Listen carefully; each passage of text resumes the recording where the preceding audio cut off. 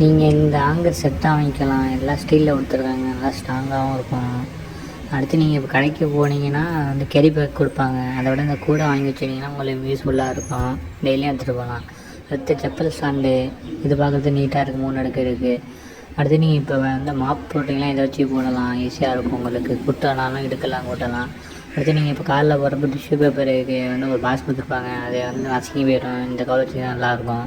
அடுத்து இந்த கூடை நல்லா இருக்குது, இல்லை எதுவும் திங்ஸ் வச்சுக்கலாம். இந்த பேக்கும் நல்லா இருக்குது, இதில் 5 கிலோலேருந்து 7 கிலோ வரைக்கும் தாங்கும், இல்லை காய்கறி வாங்கிக்கலாம். அடுத்து நீங்கள் குப்பை போடுறீங்கன்னா அதை எடுக்கிறதுக்கு சில பேருக்கு வந்து பிடிக்காது, அதே இந்த கவரில் அப்படியே கட்டி எடுத்திங்கன்னா நல்லாயிருக்கும். நீங்கள் இப்போ கேனு இல்லை வந்து வாட்டர் டேங்க் என்னாச்சுன்னா இதை வச்சு யூஸ் பண்ணி க்ளீன் பண்ணிக்கலாம். நீங்கள் இப்போ வந்து வேஸ்ட்டு வந்து டெய்லி வந்து திருவிட்டுருப்பீங்க, அதே அழுப்பாக இருக்கும். இந்த மிஷின் வாங்கி வச்சிங்கன்னா ஈஸியாக இருக்கும். அடுத்து இந்த கிளிப்புனா நல்லா ஸ்ட்ராங்காக இருக்குது. இல்லை நீங்கள் வீட்டிலே டிஷ்யூ பேப்பர் யூஸ் பண்ணிங்கன்னா இந்த பாக்ஸில் போட்டு வச்சுக்கலாம். இந்த பாக்ஸும் நல்லா இருக்குது. செப்பல் ஸ்டாண்டு வந்து சின்ன இடத்துல வைக்கணும்னா நீங்கள் இதை வாங்கி வச்சுக்கலாம், அப்படியே அடுக்கடுக்காக இருக்குது. சாவி கொத்து இது ஸ்டாண்டு, இதுவும் நல்லா இருக்குது, டிசைன் சூப்பராக கொடுத்துருக்காங்க. இப்போ கயிறு தான் இருக்குது, இல்லை கயிறு வாங்கணும்னா இல்லை வாங்கிட்டிங்கன்னா செட்டாக கொடுக்குறாங்க, நல்லா இருக்குது.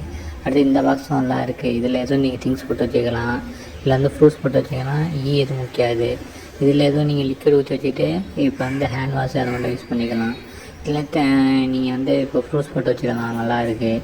நீங்கள் இப்போ வந்து ஃப்ரெஷ்ஷு வச்சுருக்கீங்கன்னா அதுக்குள்ளே பாக்ஸ் இதை நீங்கள் இந்த பாக்ஸில் போட்டு வச்சிங்கன்னா ஃப்ரெஷ்ஷு நீட்டாக இருக்கும். இந்த கூடையிலையும் நீங்கள் எதுவும் காய்கறி கழுவி போட்டிங்கன்னா தண்ணியெலாம் உடஞ்சிரும்.